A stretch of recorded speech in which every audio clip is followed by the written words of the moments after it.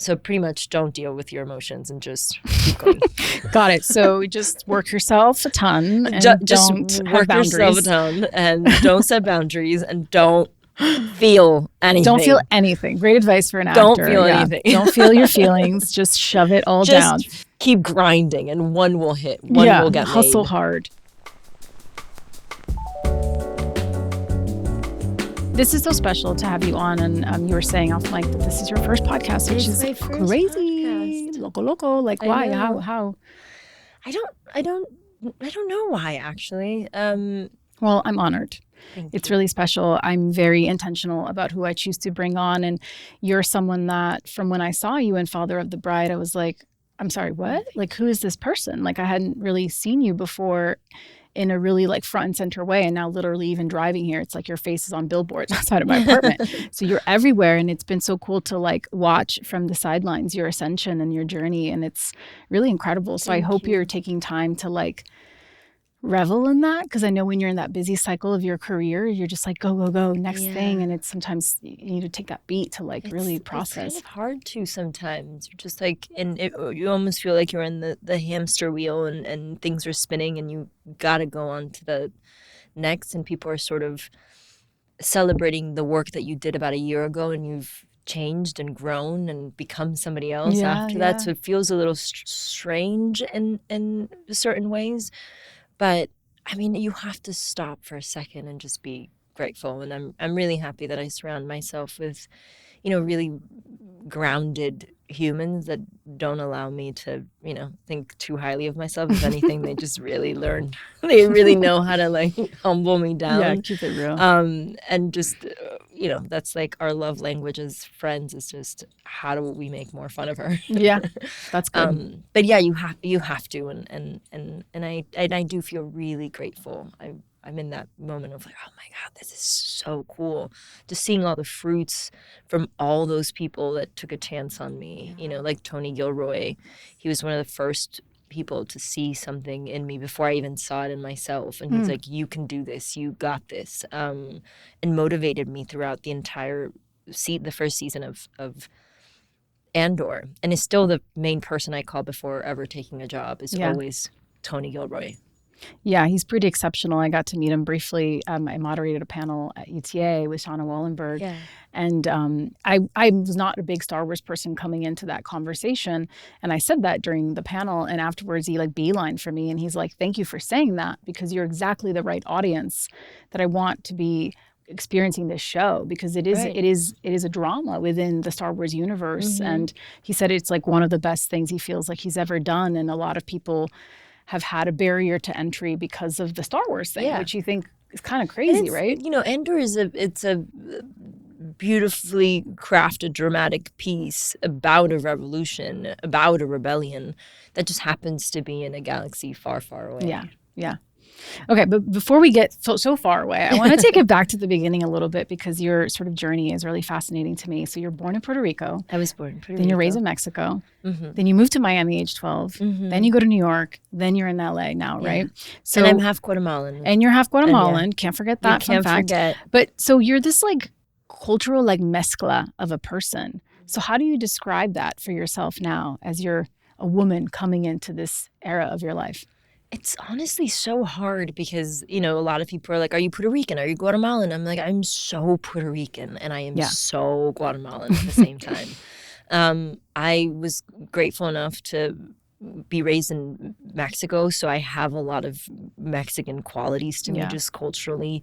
My stepmother is Venezuelan, so I also there's so many elements to who I am, or there's certain phrases that I say that are so Venezuelan and so Mexican and Puerto Rican and Guatemalan. So it's kind of a mesh. But that's kind of how I grew up. I grew up kind of following my dad around on tour, and we lived a very nomadic lifestyle, which I'm grateful for, because now I get to live this nomadic lifestyle as an actress and kind of live in all these, in all these beautiful places, some more beautiful than others, and create families and find homes in different places. So I don't know. I don't know how it defines me. I'm just really lucky that I've gotten to be like a human of the world in a way. And I I don't know, that's kind of made me who I am. And now home to me, I just find home in people, to be honest. Like, not a physical space. Not a physical space at all. I never have, not even as a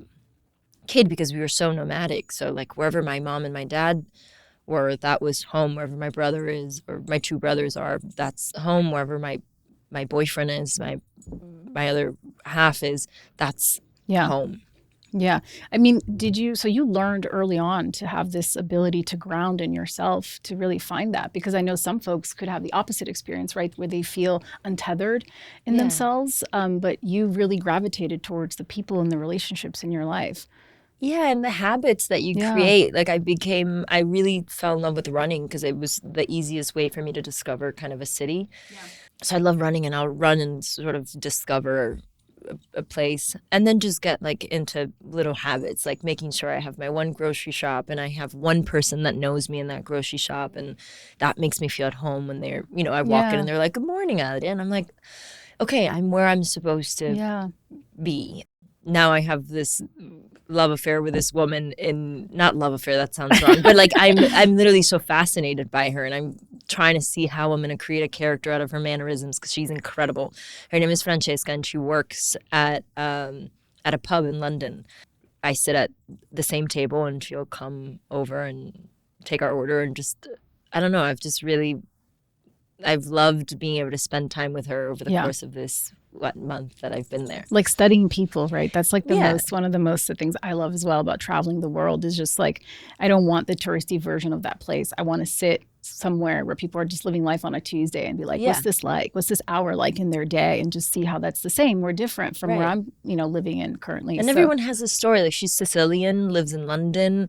She just moved there. She's young, and, she's trying to make a living. And I don't know, I just find it, I find it fascinating to meet people and I don't know, just dig a little bit deeper. Yeah. Well, something we have in common actually is we both moved to America when we were 12, because I'm actually from Brazil. Also, I came to Virginia first, but then had moved to Miami when I was 12. I'm curious what that experience of coming to America was like for you. Did it feel pretty stark from other places you had lived? A little bit, yes. Because I was going on the holidays. We would go to Puerto Rico and Guatemala. Both sides of my family are really humble, and growing up in Mexico, you get a chance to see what the world really is like. Mm-hmm. And when I first went to Miami, everything was so perfect. Yeah. Everything, you didn't have that grunge or certain history or culture from the city. I mean, the city has changed so much, but, I was thrown into private school for the first time, and that was pretty shocking. And where in Miami was it? In Coral Gables. Okay. So, yeah, it was going from being on tour and on a tour bus and being surrounded for people from all over the world to all of a sudden being thrown into a private school. I think I understand what first world problems are really about. I was like, whoa, okay, that's what got it. That's what we're complaining about. That's what is important. But I did have a group of girlfriends that sort of rescued me and took really good care of me. And I don't know, I'd never sort of been into makeup or never really thought about, fashion or this. Like, I was just a little kid, There's a certain stereotype I think that Miami has in terms of their value system and what folks down there, Latinos certainly, like what they want to project out into the world. That similarly for me, like I never found myself in those people. Like I just didn't. Actually, it was interesting to be among so many Latinos, but I felt still very much like an outsider. Yeah. Right. And it wasn't until actually I came to LA touring for places for college that I felt like, oh, this feels like home. This feels like a place where there's just a lot more interesting kinds of people that I want to be in community with. I mean, Miami was where I started acting, so I owe that city so much, and I love that city so much. And, I see how much my parents thrived in that city as well, coming from only speaking Spanish. Like, my father speaks English. My stepmom speaks no English whatsoever. But to be able to communicate in their own language, to be able to create a community, like they can't really do that in many other places in the U.S. Yeah, that's true. In a way, we were able to have kind of that home away from home feeling in Miami, and that's the reason why we sort of anchored down there. And my dad still lives there. My two brothers still live there. I go visit often, and I love it. It's just I personally feel like it's a bubble, and I think LA has its own bubble, and I think every city has its own bubble. That's why I don't stick around. You like to be outside the bubble. I want to be in the bubble, understand the bubble, and then be able to get pop the hell out of there. Like, no bubbles, gracias. No. So your dad, Ricardo, is actually one of the best-selling Latin singer-songwriters of all time. He actually brought you along when you were younger on tour with him, and you would sell merch and help with that. So what are some skills that you learned during that time selling merch from him that you've brought in to this side of your life? Hustling and negotiating, for sure. Making sure he gets full price for those T-shirts. I mean, I learned so much from, there's so many different dynamics, and it feels, funny enough, it feels a lot like being on set. You know, you have the lighting department, the people who build the stage. They're the same sort of little groups or departments, and they're quite similar to the departments that are around set. So you'll always see me like beeline straight to the grip truck. Like that is where I always will end up, and those are my first friends on set. Why the grip truck? Because that was who I was the most around. Well, you know, the people that build the stage, they build the stage, and then once they get off, they're off. And my brother toured with them, and you know, he built the stage, and I think he did 2 tours, and so they kind of become like family. And they're big men that look really grumpy, and they're very masculine and very tough, and they're huge teddy bears, and now on set it's just kind of where I feel the safest. So I'll go. So we'll find you in the grip truck. So the ADs will be looking for you in the grip truck. They also have the coldest beers. That's true. Or the camera department. Or they'll usually have like somehow a hammock rigged to their truck. You've seen that? I'm like, y'all are living the life. I don't, you know, I chose the wrong Frikis, path. that's where I was. They had the AC, the cold beers. They had a hammock. They had everything I needed on that truck. That is right. And speaking of Los Frikis, I mean, you know, your acting career has been soaring, but now you've stepped into the role of producer. When did it become clear that this was something you really wanted to explore? I'm going to be really honest. I knew early on that I wanted to be more than just an actress. And I've had directors come up to me and be like, you have these really great ideas. You should really start either writing or you know, or producing. Or there was movies where I really shapeshift the film and got no credit from it. And I would come in and sort of rewrite scenes with the permission of the writer and the director, and they all made them to the movie, and then I would be sitting around a press tour and hearing everybody sort of take credit, which, by the way, I don't care. This is not about getting credit at the end. I perform them, and that's really what matters, and it's on screen, and that's what matters. But I think in Los Frikis, when I first got on board to Los Frikis, it was important to me to have representation in the producing side, but it wasn't my idea. I didn't go into that job going like, I want to be a producer. Michael Schwartz and Tyler Nilsson were so gracious that they were like, again, another person that took a chance on me, like Tony Gilroy. They sort of saw something in me and were like, hey, you're kind of really good at like problem solving, and you're really good at storytelling, and we trust you, and we have all these amazing, beautiful Cuban actors flying into the Dominican Republic. We need somebody to kind of take care of them and show them the way. And they kind of they threw me the baton, and they were like, we want you to be a producer with us. And so it wasn't something that I begged for. And that was the first movie that I was like, oh crap, what does the producer really do? And I was like, what do I do now? And what do they do? I mean, I think it depends on the project, to be honest. I think every single project is different. I think there's movies made by producers. They're almost directed by producers, you know? I mean, this is literally why the show is called what it's called, because the umbrella is so large and so vast, and it's always a amorphous, ever-changing title as well. Every time is different.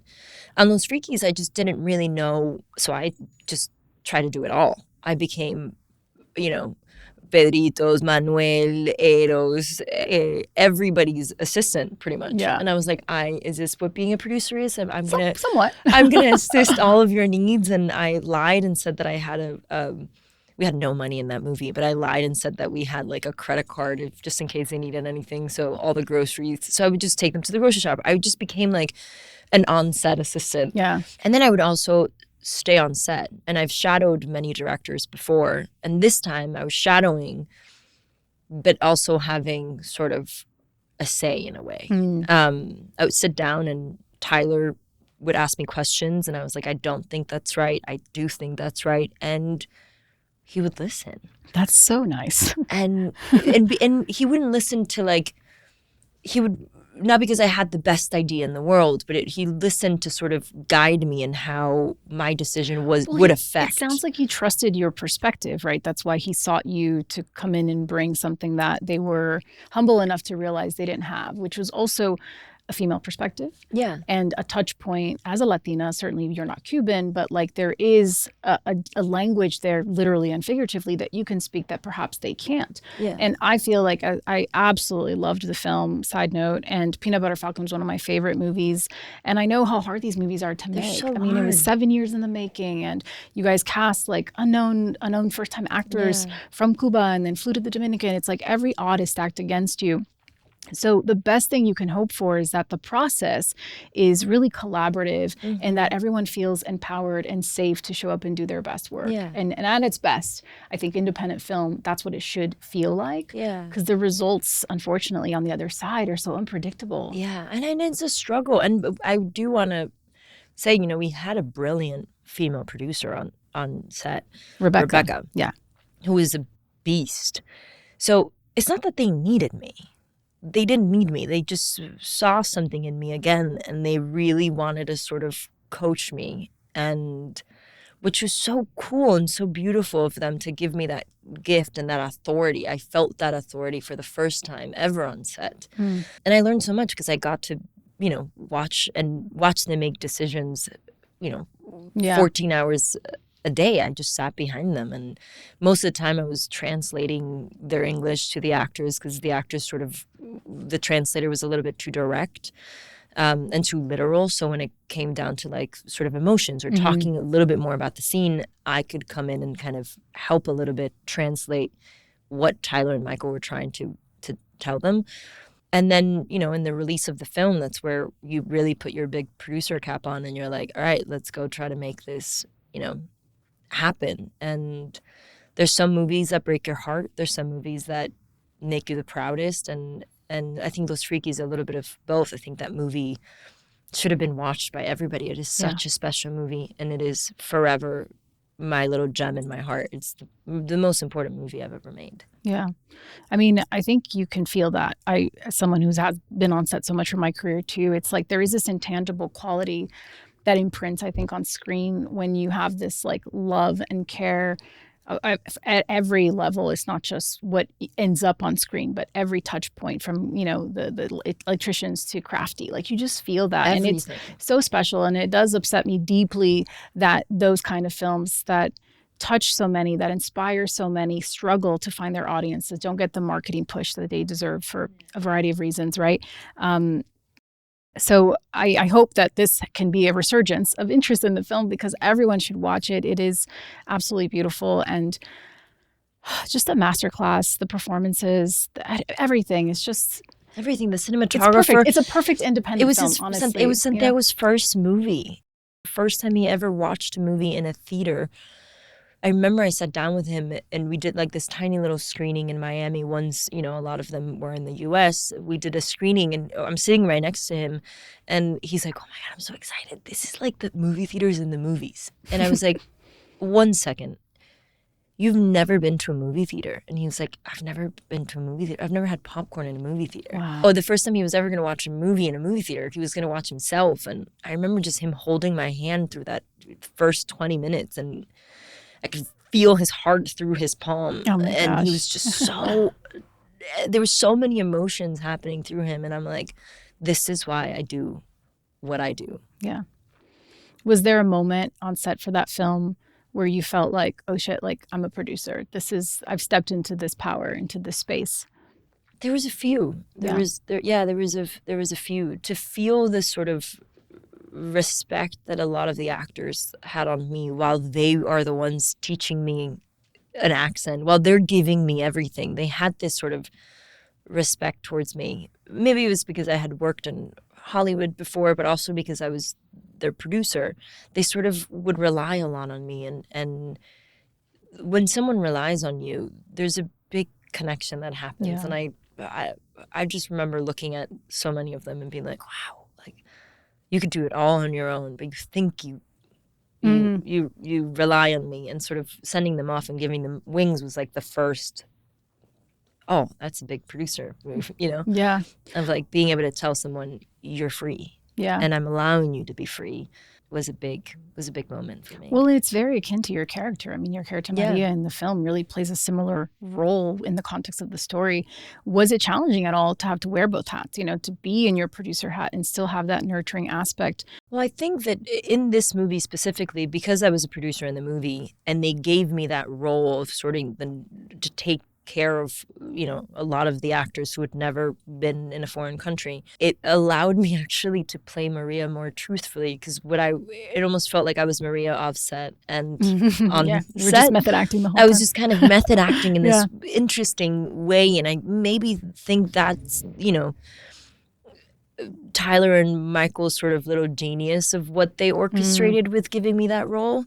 It just made me a method actor. And we all lived together. We were all in the same hotel, sort of one hallway, and it almost felt like we were in dorms. And so it never felt like I was above anybody. We all had the same rooms. We all sort of, everything was exactly the same. And yeah, on set, I think the behavior on set, I think I played a big role on that. I think me and Hector did.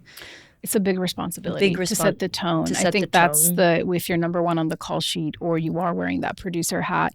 I think one frustration I have is sometimes we see there's so many producers now on projects and you're sort of like, who's responsible, who's in charge, who's actually, where do they all fit in the puzzle and the ecosystem, right? Because I understand that they do fit in somewhere, but it does dilute the role a little bit. And it does also create space for like a permission that you don't have to own up to what that title means because you've just been perhaps handed it in a negotiation, or sometimes we see that happen. It's just a financier or something that, you know, isn't as integral to, I think, the seed of the project. Yeah. Or sometimes it's misuse of like, correct, I'm the producer, so I get to do this and I get to decide that. And that's something that I think every director and I'm not blowing smoke up, but I think every director that I've worked with will probably say that. You know, I think I love directors so much.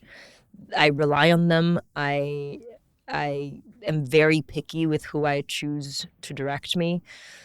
And for example, on Onslaught with Adam, like I didn't want to go in and put my fingerprint on something that he had been creating for so long, and it was his baby and his dream.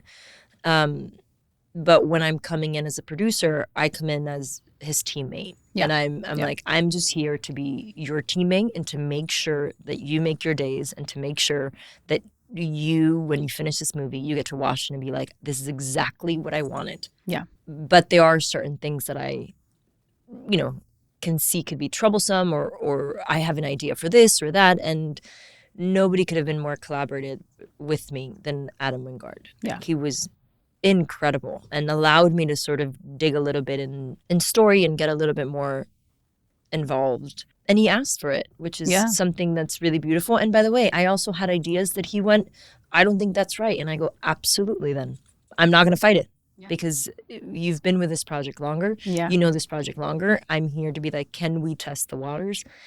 He said no. And I was like, okay. Explain to me exactly why. I was like, all right, we're moving on. And we want that, right? We want a director with a vision. It's a balance really in a dance of like that fine line between the collaboration, but being so steadfast and like, you know what this is. It's been in your head. Like you have to take us there. Yeah. Now when you step on set as an actor where you're not producing, has your producing experiences informed and changed? So like much. And in so what ways? It's so frustrating.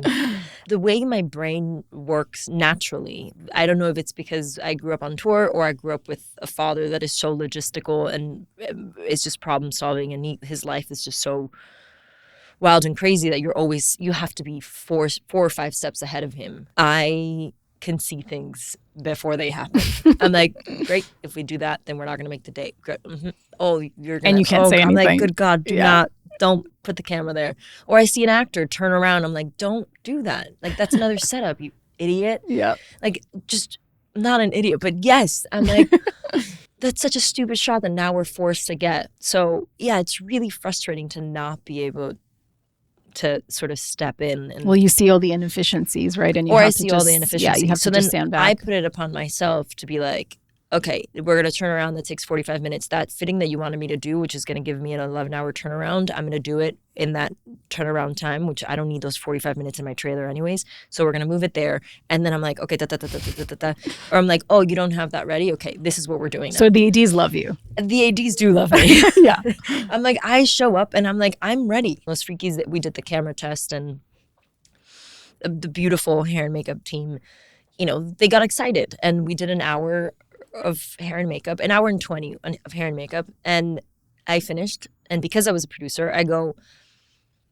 okay, got it. I'm gonna go to my room, I'm gonna do my own hair and makeup, and I'm gonna time it.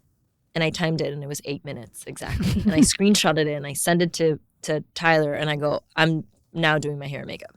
We're an indie movie. That hour and a half must be on screen. Yes. So good on you. Yeah, I did my own hair and makeup, and now every time I go on set, I'm like, I don't do more than 45 minutes of hair and makeup because I want that time to either rehearse, I want that time to be on set, I want that time well spent or at least on screen. Yeah. So yeah, some ADs love me or they can hate me because I'm like, what is taking so long? Right. And I've learned to hold my tongue and I use it when it's necessary or when I know we're not going to make our day. I can know by 10 a.m. I'm like, we're not making it, you know? And if you have a couple of those, it doesn't look so right. So yeah, I have been in projects where I'm like, all right, or on Onslaught or on any other film, I'm like, or even on Splitsville, I'm like, we have to problem solve to make sure that we Well, make you it. were an EP on Splitsville as well. Mm-hmm. You described the film as small, funny, perky, and amazing. What drew you to this story about modern relationships and the messiness of trying to redefine like what marriage looks like? Because it's so messed up. And I've never, I'm so curious about, the first time I meet a couple, I don't know, I love love, and the first thing I do, I'm like, how did you guys meet, right? Yeah. We're so curious about love and everyone's sort of journey to finding love. And we're also curious about everyone's dynamics with love, right? In search of some sort of validation. And I'm also so curious when someone's like, I'm in an open relationship. I'm like, are you ready? Because I got 20,000 questions for you. Yeah. And I don't want to be that asshole that just asks so many questions. Yeah. By the way, can I curse? Because I'm a truck driver. Absolutely. Okay. Thank you. I'm a truck driver and talk like one too. Yeah, I was just so curious. I'm always curious about people's dynamics. So what did you learn getting in the head of Ashley then, as someone who goes very deep on the open relationship journey? She takes it, I don't want to say to the extreme, but she goes all in. She goes all in. She goes all in. I don't know. I'm definitely not qualified to say what I learned or didn't learn about open relationships. So I'm like, I don't want to put my fingerprint on anything. But I just loved the fact that I got to play a character that doesn't really know what she wants and is kind of out there and is so desperate that she's willing to sort of mold herself just for the need or the approval of somebody else. And I thought that was such an interesting angle. You know, I've seen it, I've heard it from so many girlfriends of mine when they start going on dates. They go on 1 or 2 dates with a Pilates instructor. And they're like, I love Pilates. I'm like, you have never liked Pilates. What are you saying right now? Or they're like, I'm dating a poet and I'm reading Neruda. And I'm like, you don't even know who the fuck that is. And I just I found that fascinating that, I see it in girlfriends of mine. They mold themselves into the guy, right? Into or the partner, the guy, or in the. And by the way, I've had guys do the same thing to me. They're like, "Oh my god, I love." I'm like, "What is wrong with you?" Which is so. It's actually fundamentally so wrong because you're actually building a foundation on something that isn't really real in a way because it isn't a deep interest of yours. Right. Eventually, it could become one, but it always starts there. It's like that again. That desperation to make somebody really like you and really get approval from that person, that you're willing to sort of feed their ego, and the other person falls in love with them, of course, because they're like the mirroring image. How can they not? It's How like can they not? the most narcissist shit in the world. And so I've seen that happen so many times, and I just find it really interesting and funny. And it never lasts more than 3 dates because that's just, it's not tangible. Right. Then everything starts coming out. And by the way, people then really fall in love with the other person when they start showing their real side. I'm like, why didn't you just do that? Found that to be, like, I find it interesting, and I also find it really funny. So I called Mike, and I was like, there was this montage written of all, you know, Ashley and all her boyfriends. And I was like, well, Mike, but wouldn't it be really funny if she changed depending on the boyfriend? Like, now she loves country music. Now she likes yoga. Now she loves cycling.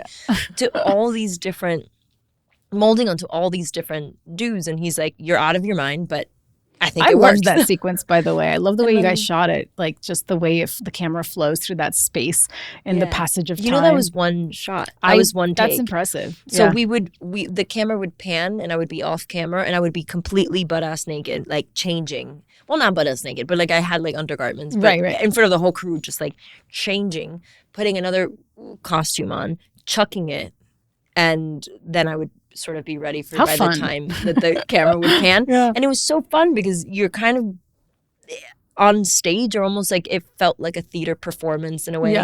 And I mean, I had the best time. That was probably one of my favorite scenes to film, because if you messed up, then everybody was like, Adria, what the hell? I think I remember once I like did one of the pants, and I still had my biking helmet on, and I was like, oh damn it, I forgot to turn it off. Oh my God. To take it off.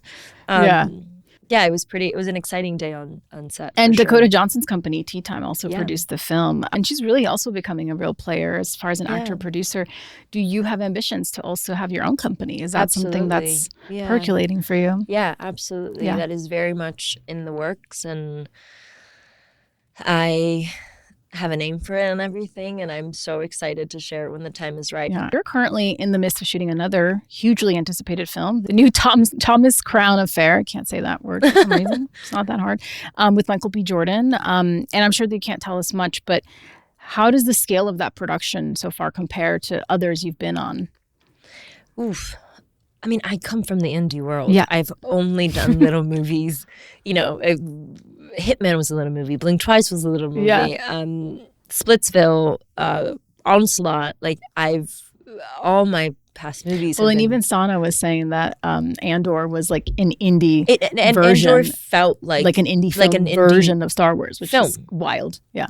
It did, and the scope of it was huge when you got to set in Andor. When you realized that you were in a Star Wars set, but the process of it, the communication, everything about it felt very much like an independent movie. Thomas Crown Affair does not. It's a big movie, and you can feel it. You can feel it when you walk on set. This may seem silly, but I'm never one that's been deep into the Star Wars of it all, right? But I did drop everything to watch Andor because my husband was like, this is different. You got to watch this. No, babe. He's like, you got to see this. It's just like one of the best shows I've ever seen. And I was like, okay, fine. And I was really drawn into the characters, really. That's what it was for me. And of course, like the galaxy far, far away, all of that was fantastic. But the drama, the texture that you guys brought to everything just really, again, drew me in. And in the last shot of the finale, right, we see Vix with Cassian's baby. Do you think there's more stories of them? Like, is that something that you would like to revisit? I mean, I'm going to say yes because it's job security. I'm like, I'll take it. I mean, I'm here for it. I really fell in love with that character so much that it's the only character that I have a tattoo of. Oh my gosh, I love that. Little X for Vix. I would love nothing more than to step into her shoes again. I think there's time for that. Yeah. And I don't know, it'll be really hard to do it without Tony. I mean, Tony held my hand and, we were hand in hand when creating that character. So yeah, I don't know. I think when the time is right, I'll know if you'd be open to it. Oh my God, yes. Yeah. I'll be so open What's to one it. You said you have obviously great appreciation for her, but what's one of your biggest takeaways? What's something she's taught you that you're carrying with you? Her dignity. She's somebody that suffered so much and has gone through so much trauma, but has never allowed the trauma to define her. I want that to be the case for me. You know, I don't want my trauma to define me. I wanted to be a part of me for sure. Yeah. But I don't want it to define me. And it's something that's hard to do, and it's a quality that's easier said than done for sure. Yeah, but I think the awareness of it is the first step, right? Yeah. Yeah. I want to talk about challenges, because one of the reasons I started the show is I got frustrated by the romanticized idea of what it means to be a producer or someone in our industry. And as we know, behind the scenes, it's usually chaos and not glamorous at all. But even navigating the entertainment industry, there's a lot of grief and heartbreak that goes with it. You know, projects that never become reality, creative marriages that fall apart.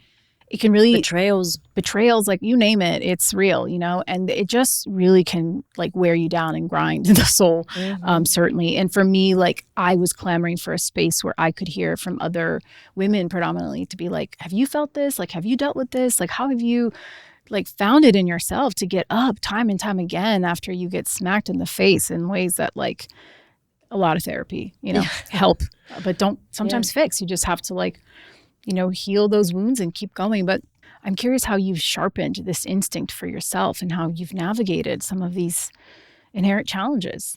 It kind of comes with it. You know, I've had so many heartbreaks, a lot of betrayals, stories that were about to be made and then didn't. There's still stories that I'm fighting for. It's a challenge. Everything is, you know, when I first started, it's very different as a Latin American actress who had done certain big movies or whatnot, but not really at the heart and center of it. I wasn't really taken that seriously, you know, especially not as a producer, because I wasn't number one on the call sheet, because I wasn't this huge successful actress. Or not successful, because I was successful. I wasn't famous enough for me to just be a producer in a movie and be like, I can get this greenlit, which as a producer you start finding, and it's kind of gross, you know, you start finding all these lists and this and financiers, this is worth that, that's worth that can greenlight a movie. Your value. That one doesn't. And all of a sudden I start realizing how much value people were putting on me and or not putting on me early on. So that's been, you know, now being where I am today, I mean, I'm nowhere near where I want to be, you know, as a producer, but I can kind of get something made. And with that comes, you know, being picky and deciding what story are you telling the world of who you are as an artist, who you are as a producer. And I think that's equivalently important. Yeah. So when you're feeling discouraged, what helps you keep going? Well, the beautiful thing is that I'm also an actress. So I have like the duality of that. It's like, damn it, like this movie that I've worked so hard to get made isn't getting made, and it's not going to get made anytime soon. But oh my God, I got this amazing job. And if I do this movie and this movie is successful, then maybe I can come back and do this one thing. So it keeps me looking forward of that grind to be like, I need to get better and better at acting so I could be better and better at producing, because I'm an actor-producer. But I have friends that are just producing, or I have friends that are just acting that want to get into producing that struggle a lot more. And it's, you know, the heartbreaks, you just, you know, you feel them because you had all your eggs on that one basket. And I am all about, you know, having 2 or 3 projects, never more, that you're producing. And if something doesn't, you know, if something sort of falls through, then you put all your energy into another one, sort of shift. So pretty much don't deal with your emotions and just keep going. Got it. So just work yourself a ton and just don't work have yourself a ton and don't set boundaries and don't feel anything. Don't feel anything. Great advice for an actor. Don't feel anything. Don't feel your feelings. Just shove it all down. Keep grinding and one will hit. One will get made. Hustle hard. Okay, so in this spirit of working yourself to death and, you know, grinding for projects, I know you have a dream project that you're working towards that you want to fulfill one day, which is the tale of Lolita Lebron. Can you tell us a little bit about her and what it is about it that... Oh, her story is so fascinating. You know, I've been working, you know, to bring her story to life for almost 8 or 9 years. Well, it's not real till you've hit a decade in the indie world. I know. I'm right You're right so there. Close. I'm really right there. 8 or 9 years. Yeah. I mean, I've gone through so many iterations of the script and partnerships and directors and writers and ups and downs with this, but it is a story that I believe I was born to be told. And she's Puerto Rican. Yeah. She's a Puerto Rican revolutionary who shot up Congress in her desperation for the world to know what was happening in our island. And, you know, she was sent to prison for 25 years. And here we are. We're in a year where people get to do that and nothing happens to them. Mm-hmm. But it did to this brown woman. And her story, I don't want to share too much, but her story is just fascinating. And she became a part of the nationalist group. And it's just a tale of like sort of someone's hero is someone else's terrorist. And it's incredibly heartbreaking, but also so empowering that this woman had so much to say and believed so much in the freedom of her country and the freedom of my people, and understood what was happening to our island and was so brave and put her island first before her family, before anybody. And I just can't wait to showcase that and show the world what an incredible woman Lolita Lebron was. Yeah, and we definitely need more of those kind of stories about women, always, especially Latina women. Okay, so the Martini Round is a round that I hope as I grow the show to eventually have real martinis for those that drink. Please. But we don't have those, and you I came at the wrong time. Even if we did, because Damn it. You are... Again, have to go do other things. Can you invite me back when you're giving martinis? But just for the martini round? I can talk to the powers that be and see if we can make that happen.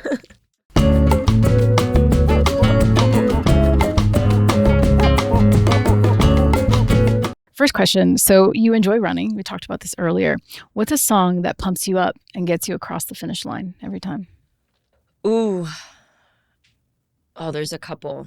Right now, because in honor of Ozzy, is War Pigs. Love it.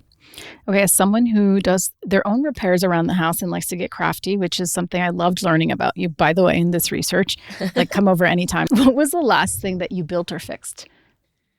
To be honest, I haven't had a lot of time to fix things. You've been busy. I've been pretty busy. What's the last thing that maybe made you like feel like, hell yeah, I did that? What? Oh, my orange truck. Yeah, my orange truck. And the yellow truck, too. I had a truck leave me on the side of the road, but I didn't fix that. Other people fixed that for me. Because it was in pieces. But yeah, my orange truck. What year is it? It's 1974. 74.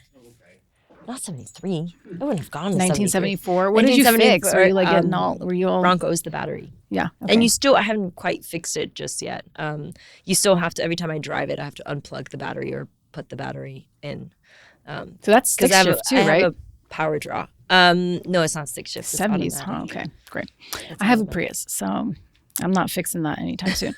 Okay, one of your mottos is fail better, never fear or never settle. So what is one failure you wouldn't be here without? Pick one that's like juicy that you feel like sharing. One failure.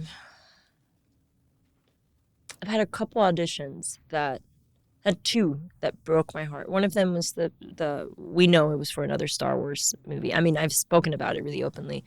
But another one was for a really, really big movie. And it was completely my fault. I was so nervous about it. I hired an acting coach. I'd never really had an acting coach. I had a movement coach that would help me sort of be more relaxed into a character or place the character in a specific part of my body.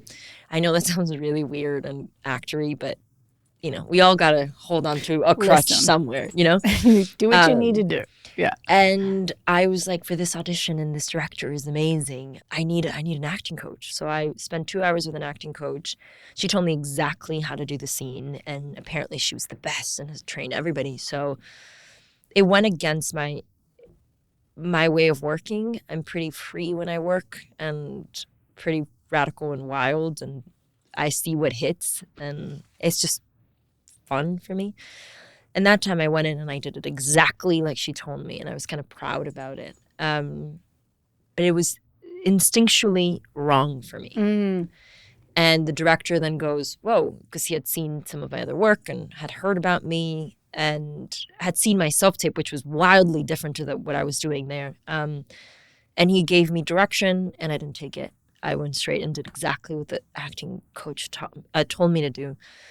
And I had it in my gut. I was just like, this is wrong. Like, everything that I'm doing in the scene was wrong, and I over-rehearsed it, and I was just really nervous. And I obviously didn't get it. But within 2 hours of me walking out of the audition, they said, it's not yours. And it was in between me and another person who got it and is amazing in the movie. So everything happens for a reason. But I learned that day out of that failure, I was like, never again will I go against my instinct, even if my instinct is wrong and even if my choice is wrong, because I can blame myself. At least it's my mistake. Yeah. And in this case, it was my mistake, but I just listened to somebody else and held on to that so deeply. So now I just go by instinct. Yeah. I love that. So in the spirit of Los Frikis, have you ever done something one might consider pretty punk rock? Yeah. A couple of times. I do some wild shit. Oh, God. We were all in Cannes, and it was the after party, and we were all having a good time. My partner was with me. He left me alone for 6 minutes. Literally 6 minutes. And when he came back, I was on top of a table with 2 bottles of champagne, just spraying everybody that is wearing the most amazing, most expensive gowns and tuxedos. And I'm like, wow. And he's like, dude, I left you alone for 6 minutes. What is happening? And then my response was, I want to do bad things. It was so exciting to see this movie had the standing ovation that it did. We were at Cannes. We were a comedy premiering at Cannes. Yeah. It was like in celebration. I think something of Ashley just took over me, and I just became this insane, crazy person that just is on top of tables. I love that. Popping champagne in Portuguese, we would call that porra louca, which is like... Loca, I understand that loca, one. But porra is like a wild-ass, crazy bitch. You know, it's kind of like that. When you just find that inner, like, just balls to the walls, YOLO like, energy, boom. You know? I get in a lot of trouble for doing this one, but I always open my beers with my teeth. With your teeth? I know. Like, your money maker? I'm like... How long have you been doing that? And when are you going to stop? Oh, my God. I'm not planning on stopping. It's like my party trick. I do get in a lot of trouble for it, though. Just don't break your teeth. Oh, that makes me so sad. Okay. I just like worry for your teeth and your beautiful smile. It would be so sad. It's my back molar. Okay, so like nobody would really. I would have to like. I do have a big smile though, so no, never mind. We'll just see some like as you get older, just like some teeth in the back. Yeah. Just get some cool caps for it. Okay, and lastly, you got a coveted ticket to one of the biggest events this year, which was the SNL 50 celebration. Was there anyone there you were starstruck by? Everybody. Yeah, I was left and right. I met Cher. It was the craziest, most amazing weekend of my life. There's not a weekend that goes up there with it. It was so much fun. And I mean, I think my cheeks were sore for like a week after that from like just smiling and laughing and getting to experience that. Was SNL a big impact thing for you? Oh yeah, SNL has been huge for me. Huge. Yeah, same. I mean, I learned a lot of like English watching SNL. Yeah. My dad was huge, which I find so fascinating because people love to say, well, comedy doesn't travel and comedy doesn't, you know, like cross cultures. And it's like, that's not true. That's like not the true. Human condition always does. Yeah. And if done effectively, like it just There's so works. much physical comedy on SNL too. So it's like it definitely translates. Do you have a favorite character? Oh man, don't do that to me. No way. Favorite era of SNL? Oh, favorite class? Favorite class? No, I can't do that either. Yeah. No, they're so It's good. hard. It's a trick question. Yeah, no. Right and answer to first of all, and because I was there and I met so many, now it's like they're all my favorite. Yeah. You kind of can't pick. I did work with Maya Rudolph, so she holds a really special place in my heart. Yeah. She's so talented. Well, I could talk to you all day. I would love to continue this conversation forever, but I know you have to go, sadly for us. So sorry. Oh, it's okay. You're a busy bee. I gotta go to a Splitsville premiere.